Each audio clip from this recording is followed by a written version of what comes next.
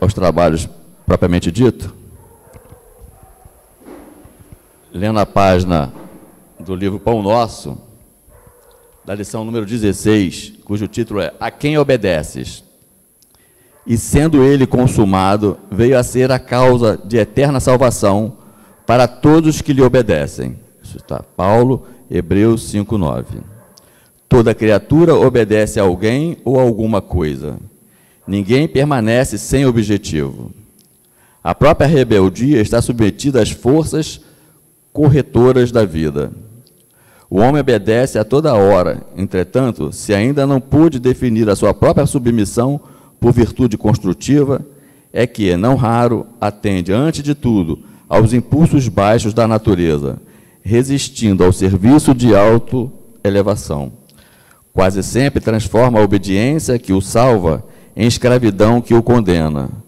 O Senhor estabeleceu as gradações do caminho, instituiu a lei do próprio esforço na aquisição dos supremos valores da vida e determinou que o homem lhe aceitasse os desígnios para ser verdadeiramente livre, mas a criatura preferiu atender à sua condição de inferioridade e organizou o cativeiro.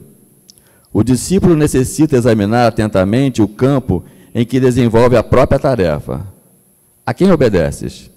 Acaso atendes, em primeiro lugar, às vaidades humanas ou às opiniões alheias antes de observares o conselho do Mestre Divino?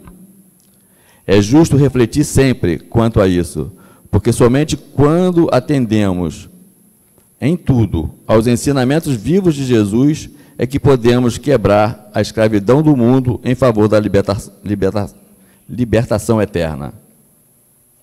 Que página, né? Vamos então, eu convido a todos a fecharem os olhos, para que possamos olhar melhor para dentro de nós mesmos e fazermos essa pergunta que a lição nos traz, né? A quem estão obedecendo? Jesus, grato te somos por nos ajudar a chegar aqui, para que nós possamos cada vez trilhar em obediência os teus ensinamentos. Como bem nos traz a página, nós devemos fazer essa pergunta a nós mesmos todos os dias. A quem estamos obedecendo? Nas decisões que tomamos, nas direções que admitimos que seja correta, se estamos indo ao teu encontro de verdade. E aqui o fazemos nesta manhã para confirmar esse nosso propósito, de buscar através do conhecimento espírita a certeza de que devemos continuar nesse caminho, de trilhar na tua direção, pelo conhecimento que nos liberta. E a doutrina espírita vem fazer esse papel em nossos sentimentos e na nossa razão. E assim, Senhor Jesus, contando sempre com a boa vontade dos benfeitores que estão nesta casa, trabalhando para nós e por nós, é que nós queremos tender todo agradecimento a esses benfeitores e que eles possam estar conosco, nos auxiliando, nos iluminando, para que nós possamos assimilar e amealhar todo o conhecimento que a nossa irmã veio trazer para nós sobre o Evangelho, essa obra magnífica, o Evangelho segundo o Espiritismo. Obrigado, Senhor, e amigos da espiritualidade que estão sempre conosco, que nós possamos ter uma manhã de muito conhecimento e com muita alegria, que assim seja. Bem, nós já falamos que quem vai nos trazer esse tema tão bem sinalizado, né, é a nossa irmã Nádia, que vem lá do CELV, né, nos contribuir com o seu conhecimento, compartilhar. Bom dia a todos. Muita paz em nosso coração, muita alegria, muita gratidão ao Pai, a Jesus, à casa, né, por esse trabalho, por esse encontro fraterno. Hoje nosso coração vem carregado de alegria, gratidão. A gente traz as saudações da nossa casa, o Centro Espírita Luz e Verdade.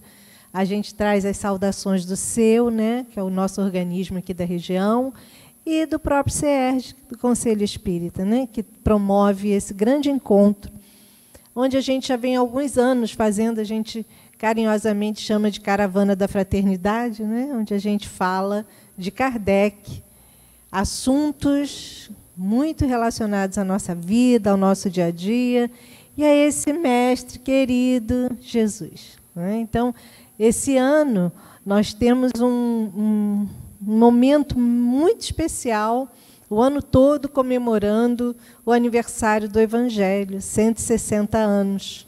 O Evangelho segundo o Espiritismo. Jesus à porta, Kardec a chave. Por que isso? Por que a gente tem que se preocupar com uma porta e com uma chave? Como ter acesso a algum lugar? Para que serve a porta? Para que serve? Por que às vezes fechamos portas? Por que às vezes não temos a clareza de que precisamos de uma chave? Então é isso que a gente vai conversar um pouquinho hoje, tá? Vamos lá. Eu vou começar falando com vocês disso aqui, esse texto maravilhoso que está no Evangelho de João. Diz assim, ó: se me amais, guardai os meus mandamentos, e eu rogarei a meu Pai, e ele vos enviará outro Consolador, a fim de que fique eternamente convosco, o Espírito de verdade, que o mundo não pode receber, porque não o vê e absolutamente não o conhece. Mas quanto a vós, conhecê-lo-eis, porque ficará convosco e estará em vós. Porém, o Consolador, que é o Santo Espírito, que meu Pai enviará em meu nome, vos ensinará todas as coisas e vos fará recordar tudo o que vos tenho dito. Está no Evangelho de João, tá? Então, percebam, quando a gente abre lá o nosso Evangelho, tem logo de cara uma mensagem de quem? Do Espírito de verdade. Isso, João, o apóstolo de Jesus, já havia anunciado lá no Novo Testamento, que esse Espírito de verdade seria enviado.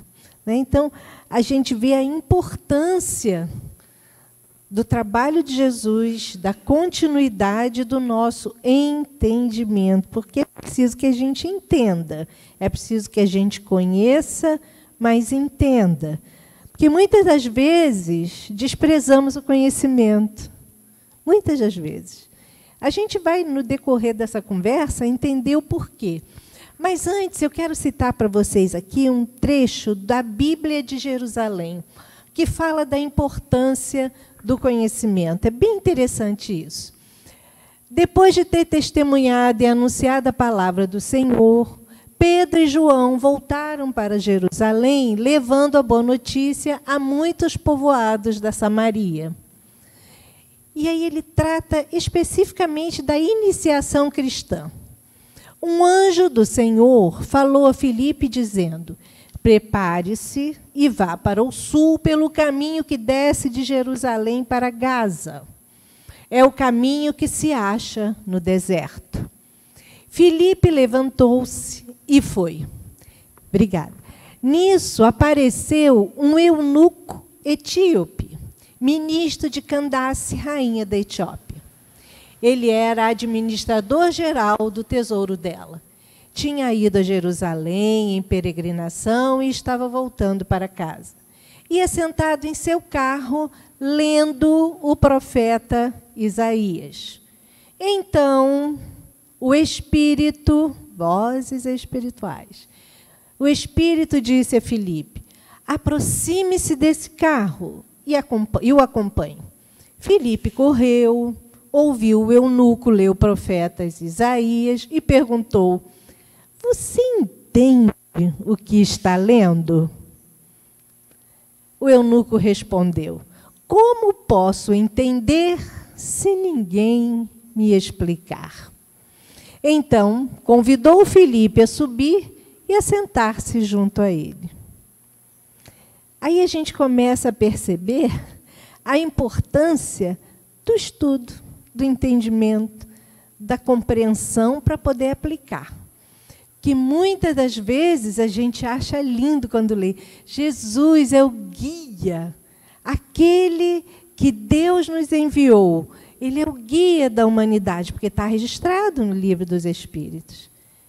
Mas, gente, como que a gente vai seguir os passos de Jesus se a gente não conhecer os passos de Jesus?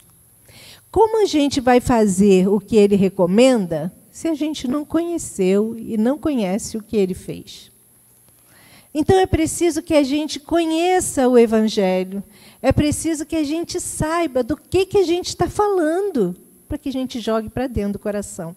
Porque nós, espíritos, nós temos uma memória muito seletiva. A nossa memória, ela recebe a informação, mas ela arquiva de acordo com o nosso entendimento e com a nossa predisposição em conhecer. Se não fosse assim, nós seríamos um bando de loucos andando pela rua, porque a gente tem tantas informações no dia, não é assim? Mas a gente arquiva aquilo que é principal. A gente arquiva aquilo que nos toca. Quando a gente fala de um eunuco lendo a profecia de Isaías, quem eram os eunucos? Vamos lá. Normalmente, esses homens eram escravos que trabalhavam para o rei. Olha isso. Um eunuco podia mais facilmente ganhar a confiança do rei, porque o rei sabia que ele não iria seduzir sua rainha. Por isso, muitos eunucos estavam ao serviço da rainha e do harém. Era esse ser um escravo. Um escravo. Administrador dos bens da rainha, que estava ali lendo Isaías.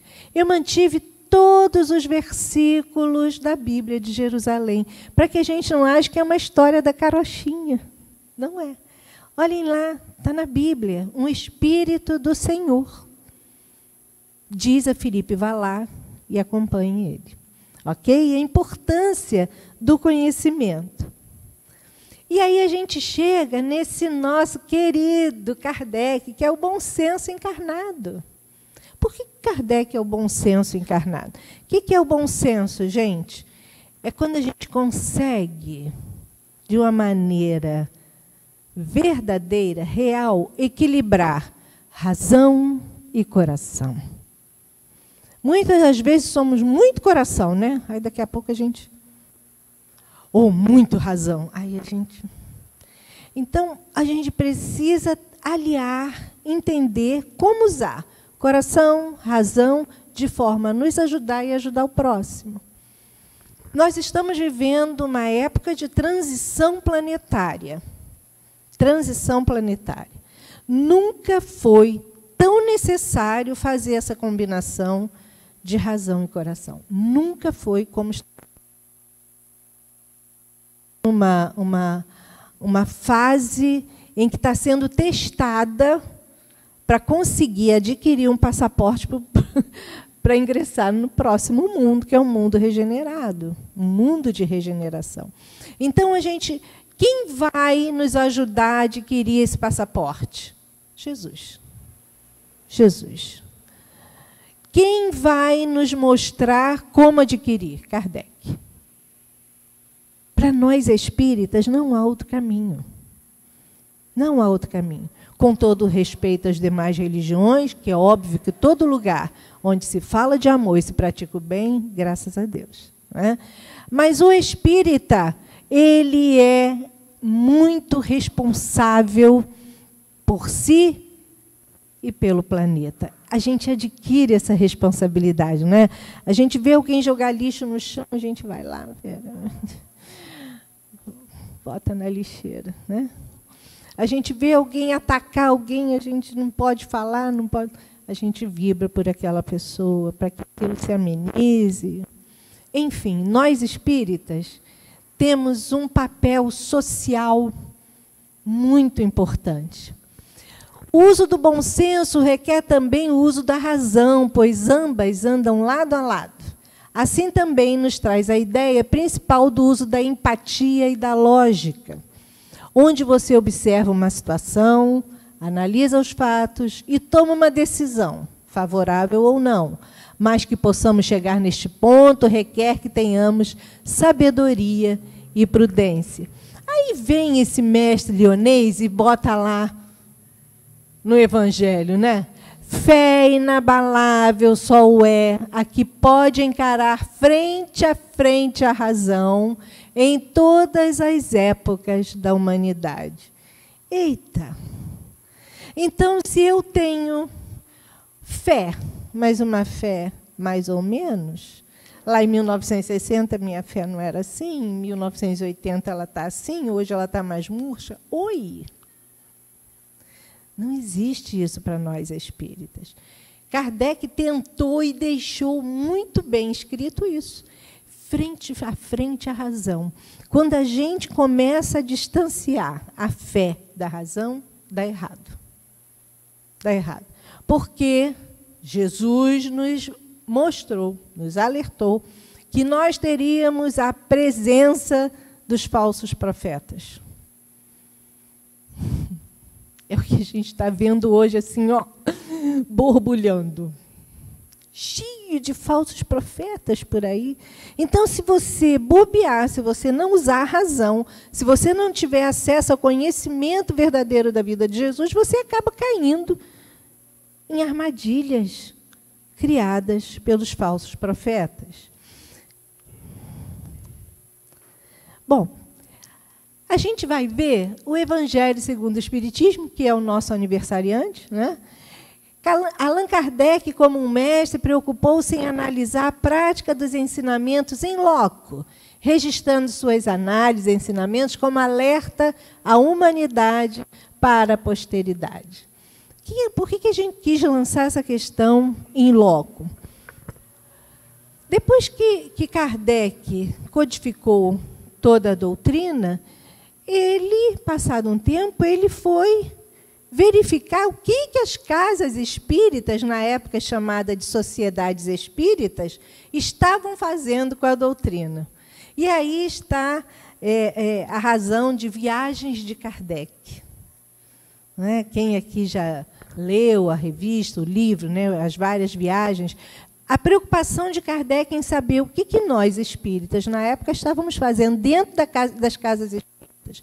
Como estávamos trabalhando, como estávamos vendo a questão da mediunidade, como a casa estava tratando o seu estatuto interno.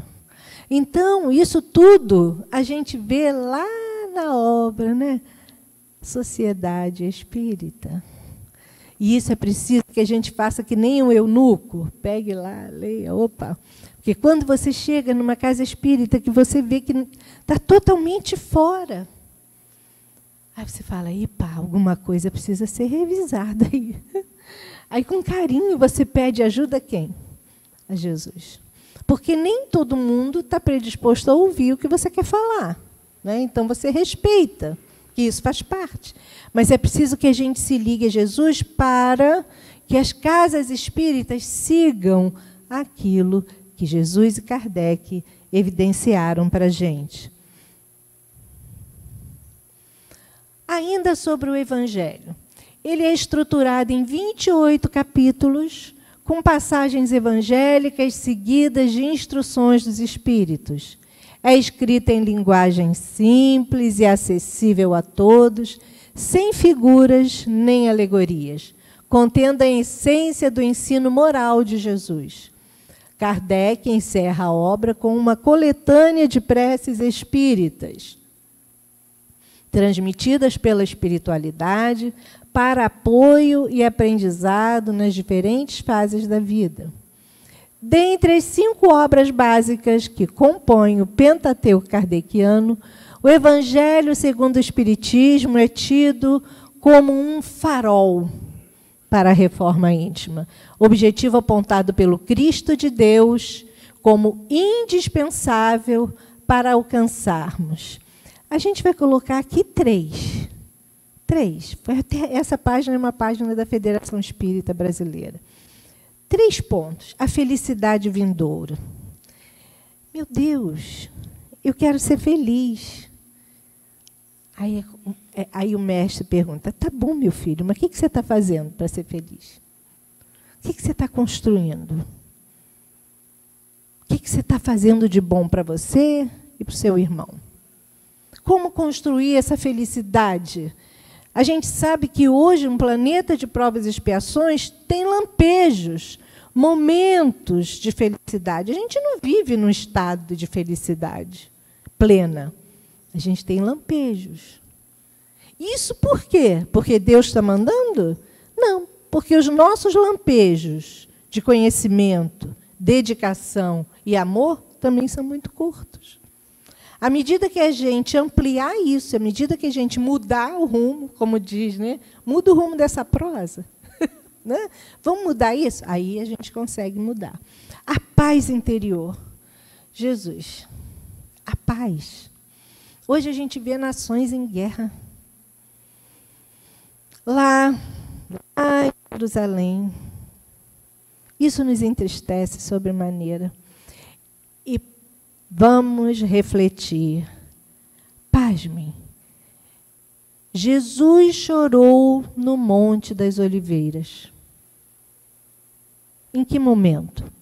Quando Jesus sai de Betânia, né, que ele faz lá todo o processo com Lázaro, né, vai lá, senta com Maria, com Marta. Ele sai de Betânia e vai em direção a Jerusalém, rumo a quê, gente? Ao Calvário dele. Ao Calvário. Hoje a gente, quando ouve falar em desencarne, eu não quero saber de desencarnar, não fala isso para mim, não. Olha a fé e a razão. A gente sabe que se a gente desencarnando, a gente não vai virar nada, a gente vai continuar tudo, a gente é espírito, a gente só vai mudar de lugar. Não é? Então, Jesus ia para o seu Calvário, saiu de Betânia, subiu o Monte das Oliveiras. Quando chegou lá em cima, no Monte das Oliveiras, Jesus chorou. Por que chorou? Foi porque ele sabia que estava indo para o desencarne dele, para ser crucificado? Claro que não. Ele chorou porque ele, e está registrado no Evangelho de Lucas, está no Evangelho de Lucas. Jerusalém, Jerusalém, o que fizeste da minha mensagem? Mais ou menos assim. É óbvio que eu estou falando das minhas palavras, porque, graças a Deus, eu não consigo, não tenho mais memória para gravar todas as palavras. Não tenho. Então, eu peguei a substância, né, o essencial. Jesus diz, Jerusalém, Jerusalém, o que fizeste da minha mensagem de paz? E ele olha lá, Jerusalém, aquele templo dourado enorme, quase que do tamanho da cidade de Jerusalém, o templo. Um templo que vinha sendo derrubado, refeito, derrubado, refeito. 580 anos antes de Cristo, ele foi construído. E aí derrubavam, aí o outro construía. Aí derrubavam, o outro vinha e construía. E ficou assim. As pessoas se preocuparam tanto com o templo de pedra que esqueceram da mensagem de amor. E aí Jesus faz uma previsão. Ah, Jerusalém, tu serás apertada, arrochada, seus muros quebrarão, suas mães verão seus filhos em sofrimento. 70 anos depois do Calvário de Jesus, o templo foi derrubado pelo imperador Tito, de novo. Será que Jesus estava falando somente desse fato? Não. Até hoje, a gente vê Jerusalém como está. Então, quando a gente fala da paz interior, em algum momento, alguém deixou de conhecer o verdadeiro sentido de Jesus, dos profetas, da lei de Moisés, mesmo durão, disciplinador. Alguém não deu valor. Não construiu a paz interior. Deu valor demasiado e desnecessário a armas, desrespeito, violência, status, a nação. O nosso compromisso em relação à paz aqui no Brasil é muito grande e muito forte. Porque ronda por aí uma história de que a gente tem que derrubar o outro, matar o outro, viver armado, ter preconceito. Afasta.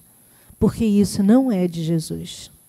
Ele se entristeceu na época em que esteve aqui, encarnado, e certamente se entristecerá se mantivermos esse pensamento. E a observância integral das leis divinas, porque a gente consegue entender que o sofrimento que a gente passa hoje pode ser consequência de alguma coisa que a gente tenha feito, ou um tempinho atrás, ou em existência anterior. Aí quando... gente, eu estou sofrendo. Mas acho que isso é meu karma. Sofrer, isso é karma. Aí tem um problema com o marido, com o filho, com a esposa. Isso é karma. Que karma? O que a gente entende por karma? Vamos lá entender as leis divinas. Gente, está acontecendo, o Rio Grande do Sul passou por uma enchente. Hoje a gente vê lá o furacão Milton, nos Estados Unidos, que derrubou, destruiu. As leis naturais, a lei de destruição é uma lei natural. Imaginem uma concentração mental de pensamentos negativos. Atrai o quê, gente? Isso tudo a gente aprende estudando Kardec. Olha a importância do conhecimento. Homens, irmãos a quem amamos, aqui estamos juntos de vós. Amai-vos também uns aos outros e dizei do fundo do coração, fazendo as vontades do Pai que está no céu, Senhor, Senhor, e podereis entrar no reino dos céus. Olha ele aí de novo, o Espírito de verdade. Tá no prefácio do Evangelho segundo o Espiritismo. Basta fazer isso? Basta falar, Senhor, Senhor? Esse Senhor, Senhor, quando a gente diz, é porque a gente já adquiriu pelo menos esses 3 conceitos aí dentro de nós. O que é a felicidade vindoura, o que é a paz interior e a observância integral das leis divinas. Aí sim, teremos o passaporte e poderemos falar com tranquilidade, Senhor, Senhor. Olha que bonito, né, gente? Estudo de Jesus e Kardec. O Evangelho, a ciência e a filosofia. O Evangelho surgiu como uma manifestação de esperança para toda a humanidade, as afirmações de Jesus sobre o caminho para a felicidade. Em toda a história, a humanidade buscou o caminho para ser feliz sem encontrá-lo. Esse é um comentário do nosso companheiro Carlos Lucena. A gente vive um momento de muita busca, mas de muita ansiedade, muita depressão. Hoje, as doenças são essas. Há tempos atrás foram outros tipos de doença. A cada época, a gente cria uma doença para nos afastar daquilo que é essencial, que é o amor. A cada época, a gente roda e cria uma nova etapa não muito boa. E aqui a gente lembra... eu vou fazer um comentário antes. Quem aqui gosta de Haroldo Dutra? Eu sou apaixonada, né, por Haroldo Dutra, aquele companheiro estudioso, a beça, né? Eu não sei, acho que aquele cara não dorme. Ele não dorme, né? Ele, juiz, agora fez outras formações, enfim. E ele faz um comentário que eu amo. Ele fala da importância do Evangelho dentro do Pentateuco. Ele diz o seguinte, que o Livro dos Espíritos ele vem e abre um leque de oportunidades, ele é um informativo, o Livro dos Espíritos. O Livro dos Médiuns vem e nos mostra como nos relacionamos com o mundo espiritual. Como é essa relação?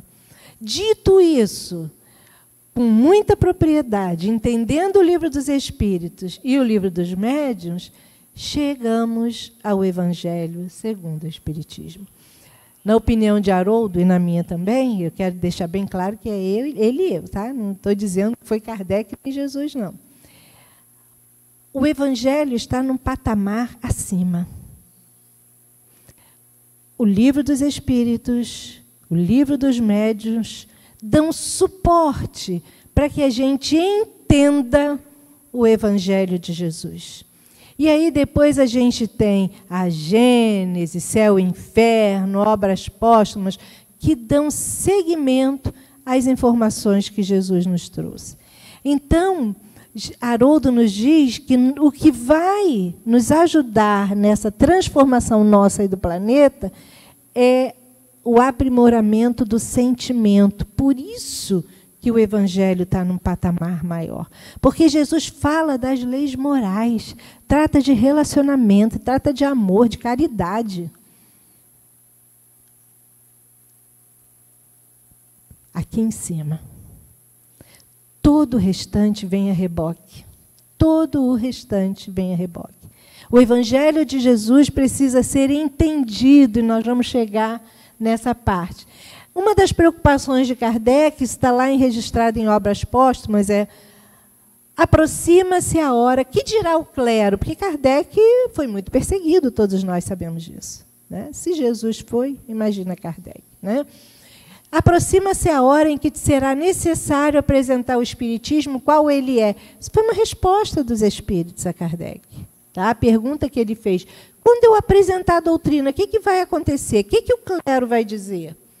Mostrando a todos onde se encontra a verdadeira doutrina ensinada pelo Cristo. Ao te escolherem, os Espíritos sabiam a solidez das tuas convicções. Olha isso. Há um planejamento no mundo espiritual que antecedeu a essa vinda de Kardec, onde os espíritos crísticos fortaleceram essa missão. E olha ali, ao te escolherem, os espíritos sabiam a solidez das tuas convicções. E aí, lá no Consolador, pelo nosso querido Emmanuel, que é o espírito também que a gente ama de paixão, né, Chico?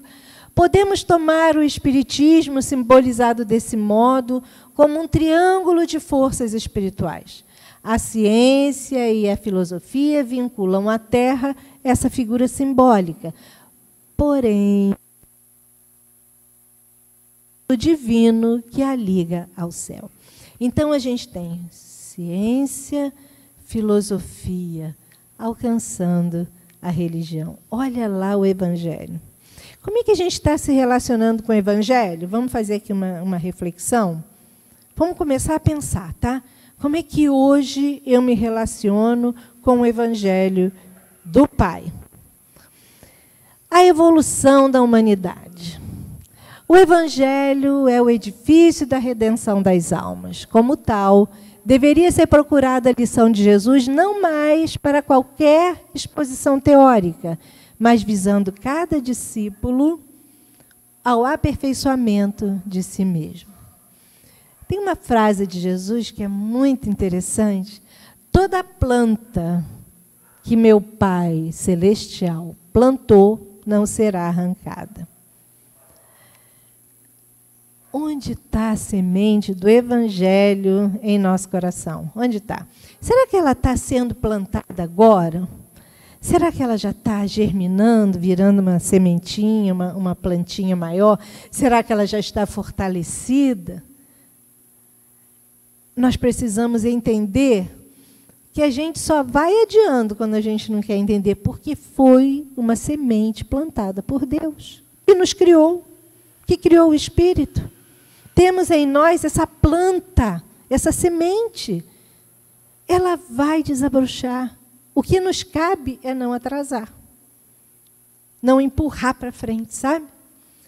A vinda do Mestre Nazareno marcou o início da maioridade espiritual da humanidade terrestre, uma vez que Jesus, com a sua exemplificação divina, entregaria o código da fraternidade e do amor a todos os corações. A importância de Jesus é tamanha, é tão grande, que hoje, para entendermos a evolução da humanidade, a gente tem dois termos: antes de Cristo, depois de Cristo. AC, DC. Então, a gente vai negligenciar o Evangelho? Não. A gente nunca vai negligenciar. Está aqui o nosso companheiro, esse que trouxe de uma forma tão bonita esse Evangelho, e percebam que a doutrina espírita seguiu os caminhos de Jesus. Porque quando Jesus curava, fazia os, entre parênteses, entre aspas, milagres, ele perguntava, falava para a pessoa, né? Tudo bem? Tua fé te curou. Vai, não peques mais. Ou ele falava assim, que buscais? Que queres que eu faça? Que queres que eu faça? Vamos imaginar, vamos entrar no mundo imaginário aqui. Neste momento, Jesus está entrando aqui no Vinha de Luz. Chega aqui, na nossa frente, e nos pergunta, o que querem que eu faça? O que nós vamos responder? Ninguém precisa falar, não. Guarda no coração. Jesus aqui, nos perguntando, o que querem que eu faça? Como quem diz, eu já mandei tudo. Eu já mandei todos os recados, mandei profetas. Eu vim, mandei o Consolador. Meus escritos, meus registros, os registros dos meus discípulos, os registros de Kardec. Que queres mais que eu faça?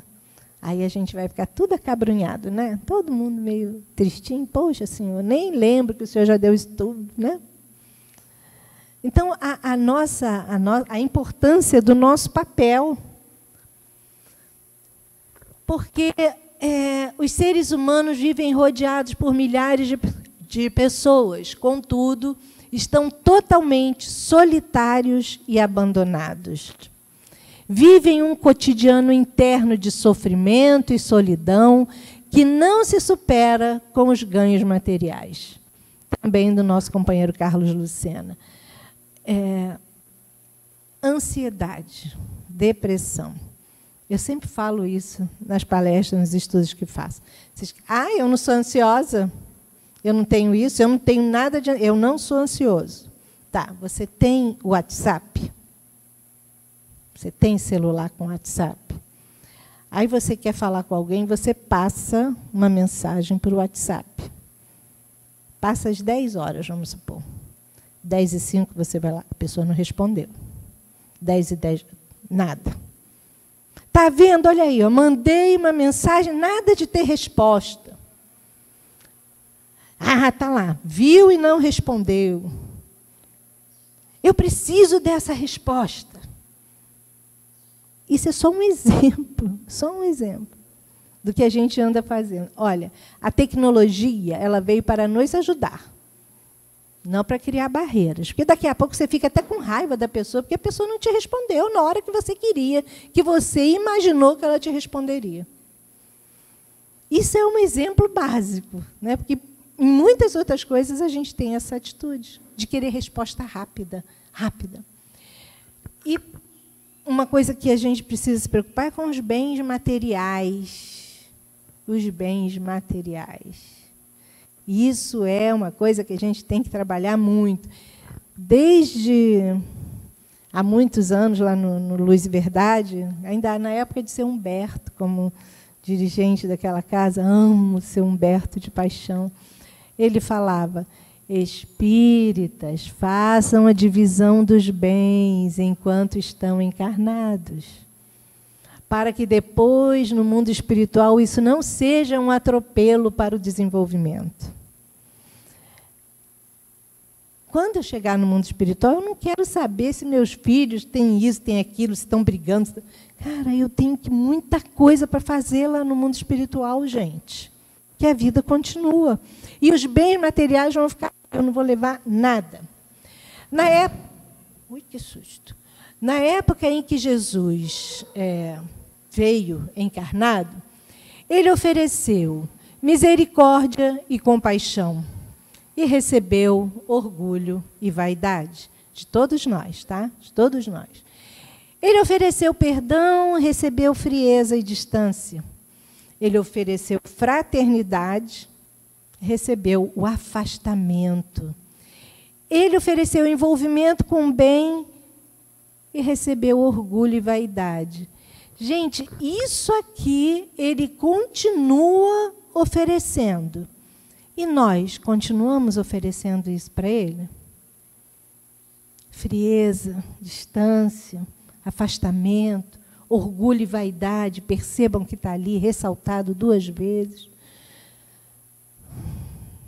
São os nossos, né? Os nossos beliscos.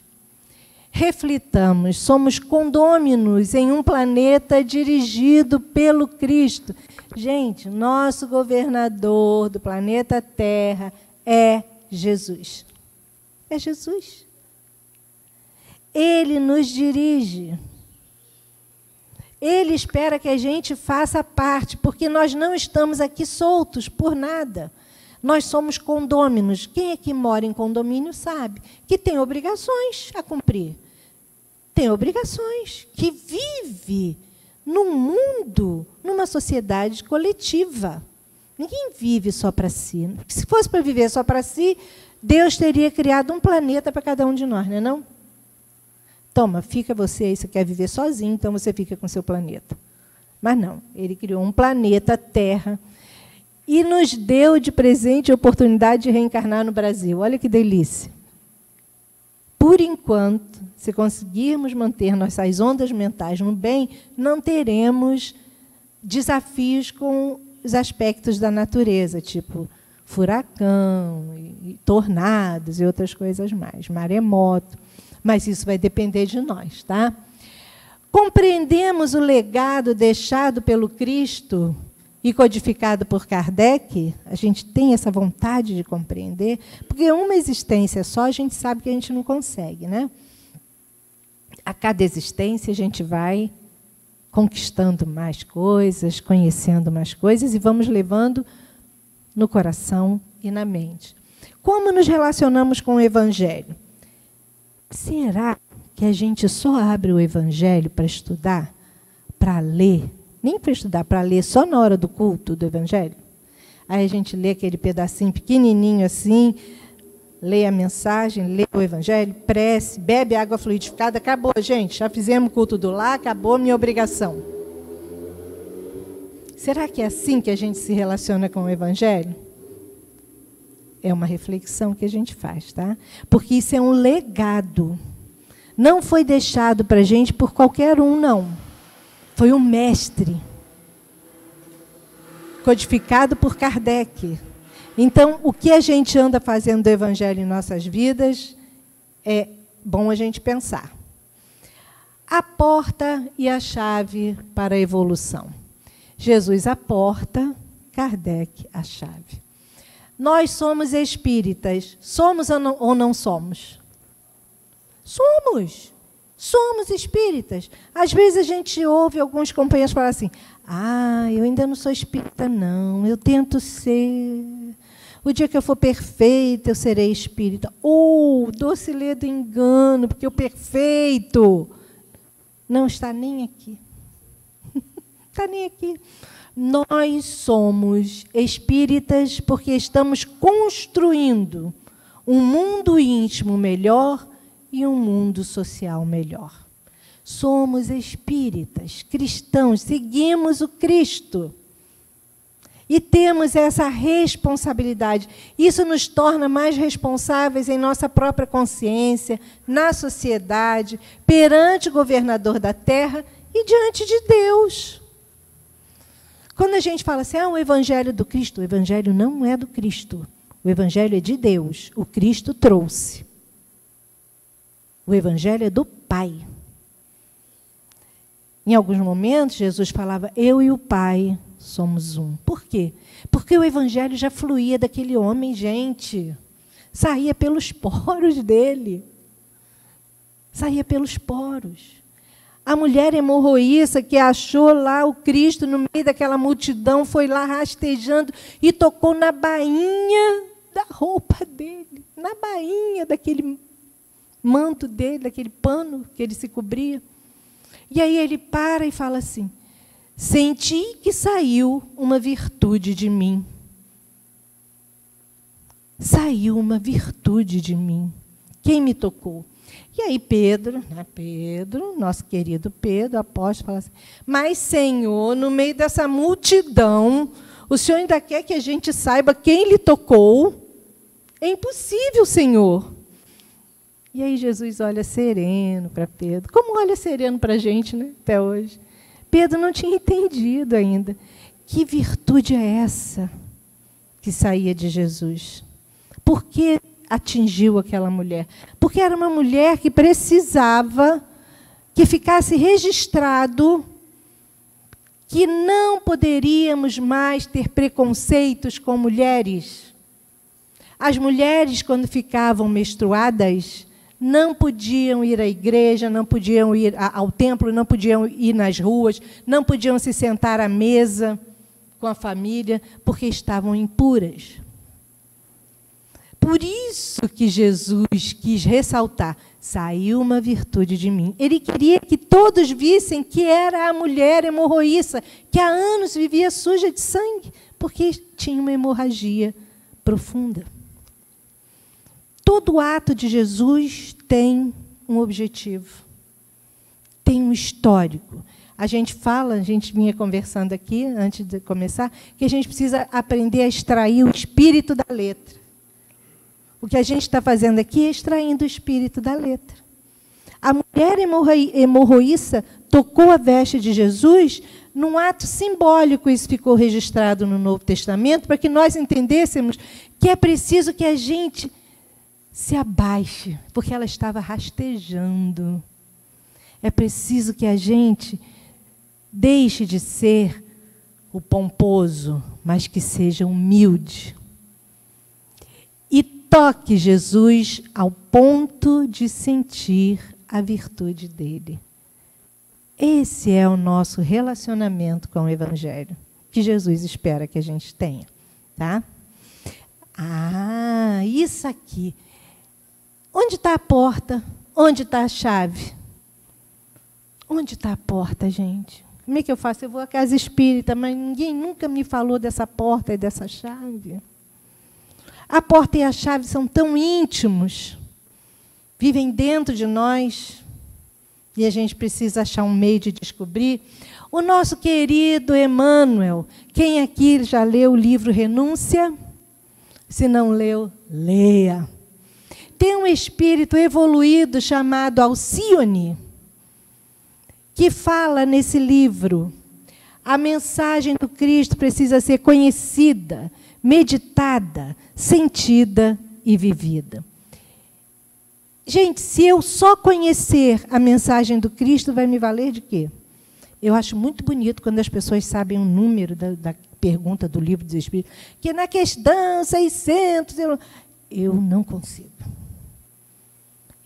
Eu prefiro ir lá na substância, sabe? No espírito da pergunta e da resposta, mas eu não gravo, eu não decoro.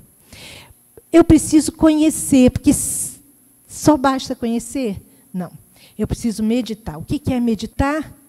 Refletir. Meditar é refletir sobre aquilo que eu estou conhecendo. Basta isso? Conhecer e meditar? A gente anda cheio de gente aí que só conhece, medita e parou por aí. E está dando errado. Está dando, como dizem já, está dando ruim. Né? A gente precisa sentir. Eu preciso sentir o que Jesus queria com aquela mensagem da mulher hemorroíça. Tá, então já entendi, já conheci, já meditei, já senti. E o que eu faço disso agora? Eu vou viver isso. Eu vou viver isso. E foi isso que aconteceu também, sabem com quem? Saulo, que depois virou Paulo. Quem aqui já leu Paulo e Estevão? Se não leu, leia. Saulo foi o perseguidor dos cristãos, matou. Até que, um dia, viu Jesus na entrada de Damasco. E aí Jesus faz aquela pergunta que eu me arrepio toda. Jesus pergunta a ele assim: Saulo, Saulo, por que me persegues? que acontece com Saulo? Ele fica arrebatado, ele perde a visão. Depois recupera, mas muda o rumo da sua vida e se transforma.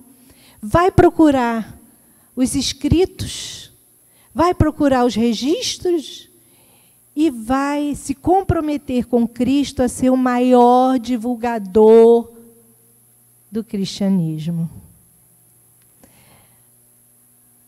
Ele conheceu, ele meditou, ele sentiu e ele viveu. Leiam Paulo e Estevão. Tá? Esse livro, Renúncia, a gente também recomenda que leiam. Bom, a gente tem algumas orientações, eu já estou quase terminando, tá? A dor, no entanto, campeia. As esferas sublimes, porém, recolhendo os apelos e lágrimas que se erguem da terra angustiada, preparam a grande mensagem de consolação em nome de Jesus. E o Evangelho, como há 2000 anos, se corporifica nas mãos de Allan Kardec para distender a esperança e o amor sobre toda a mortalidade de Viana de Carvalho, através de Divaldo Franco. E aí tem aqui uma coisa também muito interessante para nós, viu? O espiritista que se propõe a viver com seriedade o seu caminhar para o aperfeiçoamento espiritual não tem como prescindir dessa obra. Não tem como a gente estudar o Evangelho em um mês. Não tem como estudar o Evangelho em um ano. Não tem. Não adianta. Você só vai ficar só na superficialidade. Vai ficar ali. Mas precisa aprofundar, tá?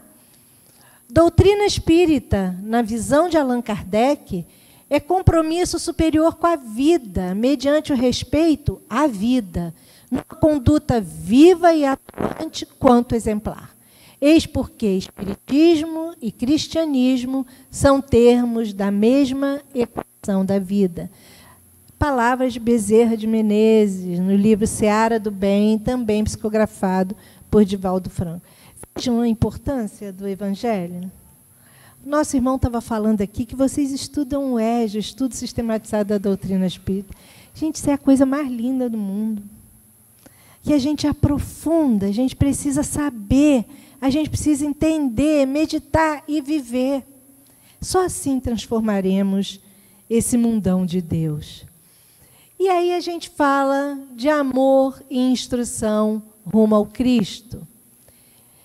Também é de Bezerra de Menezes, no mesmo livro, quando ele diz: as 3 revelações, a lei, o amor e a reencarnação, confirmadas pelos Espíritos, ou Moisés, Jesus e Kardec, se tornam as mais importantes da humanidade, respeitando simultaneamente todas as outras que se lhe fazem subsidiárias, confirmando a paternal assistência de Deus às suas criaturas em todas as épocas.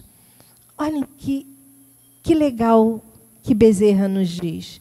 Conhecer, portanto, Allan Kardec para melhor se compreender Jesus. Viver conforme a diretriz de Allan Kardec, mais facilmente se sentirá Jesus. Ensinar com a metodologia de Allan Kardec a fim de se seguir com Jesus. Trabalhar com a fidelidade e a persistência de Allan Kardec para mais viver Jesus. Em qualquer circunstância, a opinião de Allan Kardec é seta apontando rumo seguro para a chegada em triunfo à meta anelada. A gente não tem nem o que comentar, né? Não tem nem o que comentar. E a gente finaliza. Está lá em Opinião Espírita, Emmanuel, através do Chico. Em suma, diante do acesso aos mais altos valores da vida, Jesus e Kardec estão perfeitamente conjugados pela sabedoria divina. Jesus a porta, Kardec a chave.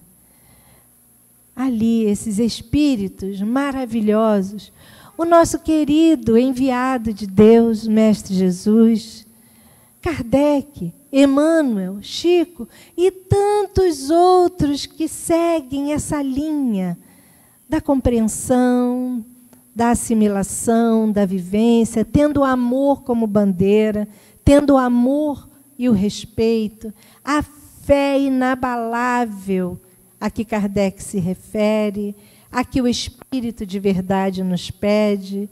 E a gente, então, vai finalizando esse nosso encontro, pedindo a Deus, nosso Pai, que nos oriente, que nos fortaleça, que nos deixe fortalecidos e, principalmente, predispostos para o trabalho e o estudo para essa transformação planetária. Que Deus nos abençoe, nos ilumine e que possamos sair por aí fazendo bem, sempre fazendo bem. Muita paz.